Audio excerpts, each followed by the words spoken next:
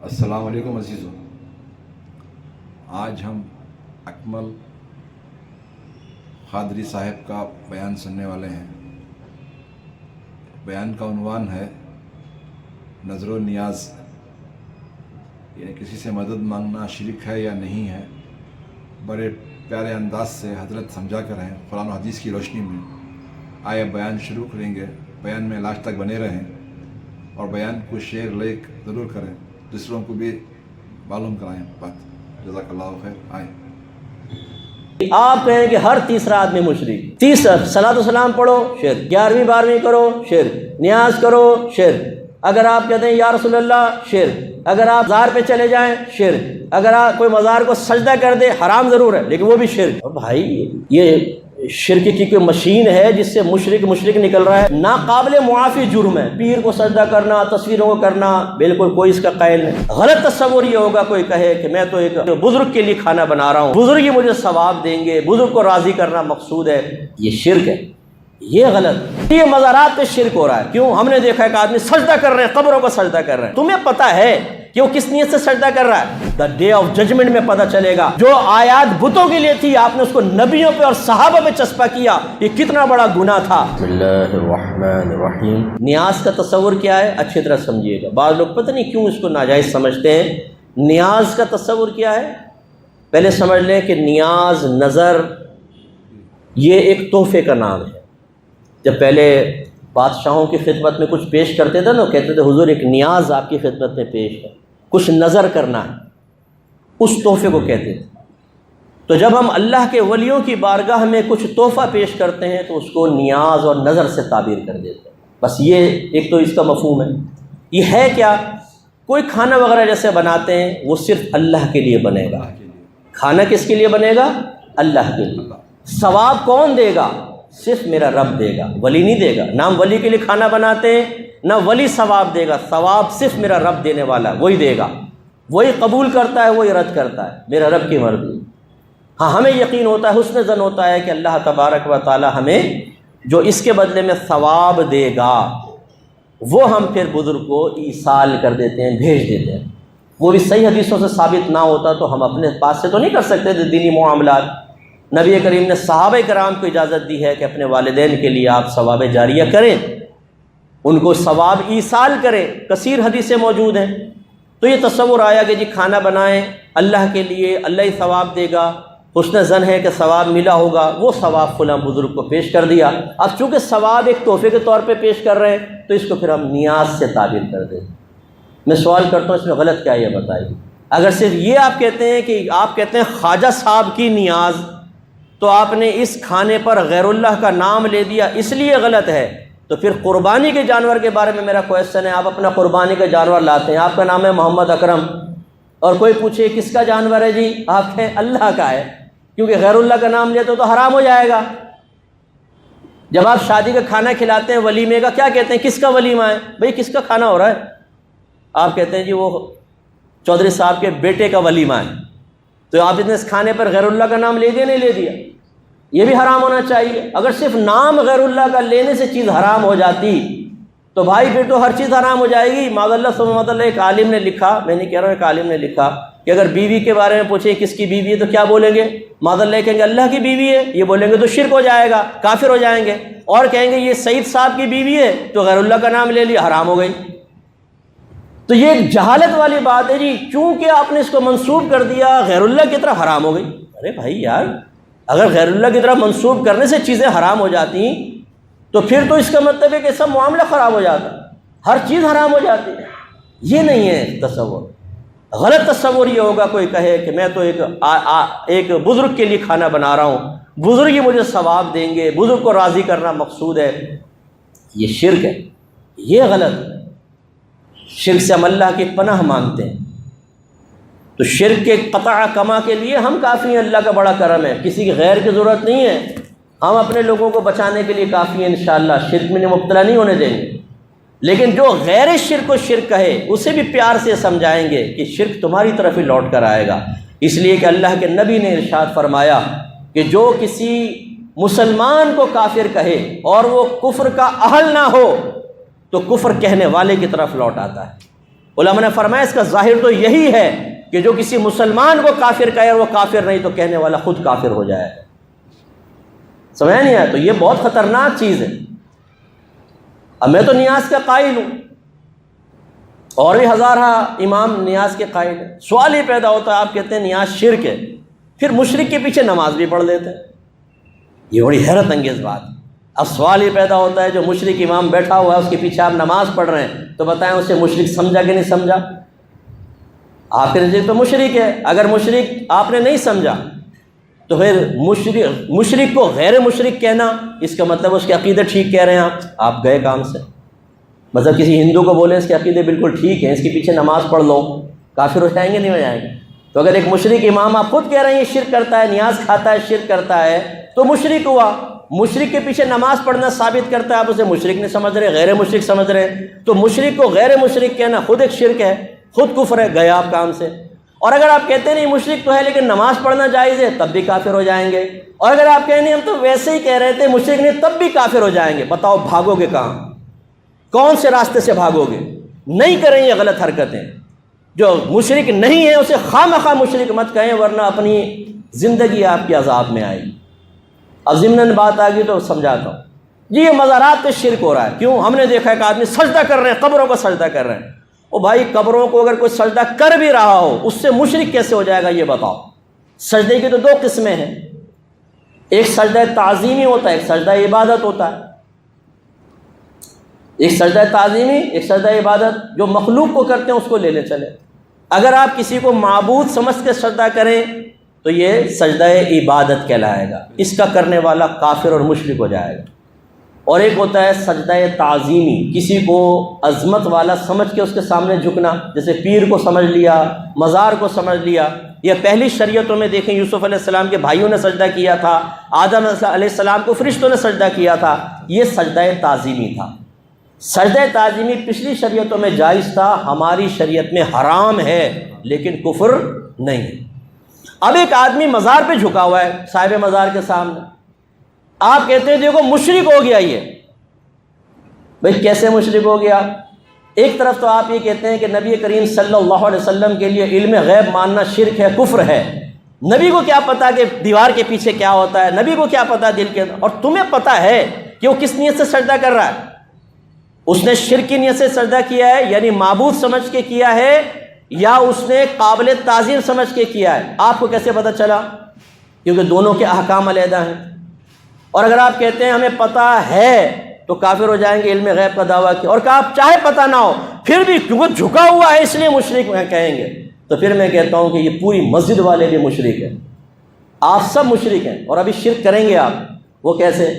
میں دیوار کو سجدہ کروں گا، میں گیا، پہلی صف مجھے سجدہ کرے گی کیونکہ میرے پیچھے جھکے ہوئے ہیں آپ بھی گئے، دوسری صف بھی گئی، تیسری صف، ہر ایک دوسرے کے سامنے جھکا ہوا ہے. کیا کہیں گے آپ جواب میں؟ ارے مفتی صاحب سامنے جھکے ہوئے لیکن نیت تو اللہ کو سجدہ کرنے کی ہے نا. یہی تو جواب دے رہے ہیں کہ اصل نیت کا اعتبار ہے، جھکنے کا اعتبار نہیں ہے. آپ بھی تو جھکے ہوئے ہیں غیر اللہ کے سامنے، کیسے کافر و مشرک ہو جائیں گے جب تک کہ آپ کی نیت درست ہے. اس کا مطلب ہے اگر کوئی صاحب قبر کو سجدہ کرے گا تو سب سے پہلے نیت پوچھیں گے، بتا تو اس کو معبود سمجھ کے سجدہ کر رہا ہے یا قابل تعظیم. اگر معبود سمجھ کے کرے تو کافر و مشرک، اور اگر کہتا ہے کہ میں تو قابل تعظیم سمجھ کے سجدہ کر رہا ہوں تو ہم کہیں گے یہ شرک تو نہیں ہے، کفر تو نہیں ہے، لیکن تم گناہ گار ہو، یہ حرام کام کیا ہے تم نے. اب اس کا مطلب یہ اگر اس نے سجدہ تعظیمی کیا ہے تو کفر نہیں، اور آپ کہہ رہے ہیں یہ کافر و مشرک ہے. پھر حدیث سن لیجیے، نبی کریم نے فرمایا جو کسی غیر کافر کو کافر کہے، جو کفر کا اہل نہ ہو، تو کہنے والے کی طرف کفر لوٹ آتا ہے. اب آپ بتائیں، میرے خیال میں جاہل سے جاہل آدمی کو بھی پکڑیں گے نا مزار پر، جو بالکل گاؤں سے اٹھ کر آیا ہے، اور آپ اس سے کہیں گے بتا تو نے ابھی سجدہ کیا تھا صاحب مزار کو، کیا اس کو خدا سمجھتا ہے؟ وہ کہے گا لا حول ولا قوت، وہی اللہ کے ولی تھے، میں تو تعظیم کر رہا تھا. یہی کہے گا وہ. کوئی کسی مسلمان سے آپ یہ تصور کر سکتے ہیں کہ خدا سمجھ کے سجدہ کر دے کسی کو؟ لیکن آپ نے قسم کھائی ہوئی ہے کہ غیر مشرک کو مشرک ضرور قرار دینا. تو اب بتائیں قصوروار کون ہے؟ جو سجدہ کر رہا ہے میں کہتا ہوں وہ بھی قصوروار ہے، لیکن اس سے بڑھ کر قصوروار وہ ہے جو اس کو مشرک کہہ رہا ہے. ہلکا ہاتھ رکھیے، پیار سے سمجھائیے. یہ کوئی ناقابل معافی جرم ہے، پیر کو سجدہ کرنا، تصویروں کو کرنا، بالکل کوئی اس کا قائل نہیں، یہ غلط ہے، اس کو روکنا چاہیے۔ لیکن روکنے کا یہ جو آپ نے انداز اٹھایا ہوا ہے کہ ڈنڈا اٹھایا، بول صحیح بول ورنہ مشرک کہوں گا تجھے، ماروں گا تیرے سر پہ ڈنڈا، اس طرح آپ کے نبی نے بھی کبھی نہیں کیا۔ جو حقیقی مشرک تھے، شرک کر رہے تھے نا، ان کے ساتھ بھی نہیں کیا آپ کے نبی نے، پیار سے سمجھایا ہے، محبت سے سمجھایا ہے، ان کی برین واشنگ کی ہے، سلولی آہستہ آہستہ وہ پکے مسلمان ہوئے۔ آپ ڈنڈا اٹھا کے غیر مشرک کو مشرک کہہ کے سمجھتے ہیں کہ ہم دنیا سے شرک کو ختم کر دیں گے۔ میں آپ کو صحیح حدیث سنا دیتا ہوں، آپ کے نبی نے ارشاد فرمایا، مجھے اپنی امت پر شرک کا خوف نہیں ہے، مجھے اپنی امت پر اب شرک کا خوف نہیں ہے، لیکن مجھے اس بات کا خوف ہے کہ دنیا ان کی طرف تیزی سے آئے گی اور یہ دنیا میں مشغول ہو جائیں۔ ایک روایت میں سرکار نے فرمایا، شیطان میری امت کو شرک میں مبتلا کرنے سے مایوس ہو چکا ہے۔ آپ کے نبی غیبی خبریں دیں کہ میری امت شرک نہیں کرے گی، آپ کہیں کہ ہر تیسرا آدمی مشرک، تیسرا صلاۃ و سلام پڑھو شرک، 11ویں 12ویں کرو شرک، نیاز کرو شرک، اگر آپ کہتے ہیں یا رسول اللہ شرک، اگر آپ مزار پہ چلے جائیں شرک، اگر آپ کوئی مزار کو سجدہ کر دے، حرام ضرور ہے لیکن وہ بھی شرک۔ اور بھائی یہ شرک کی کوئی مشین ہے جس سے مشرک نکل رہا ہے،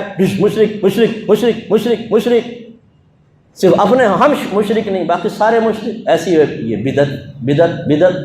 بدعت کا رواج۔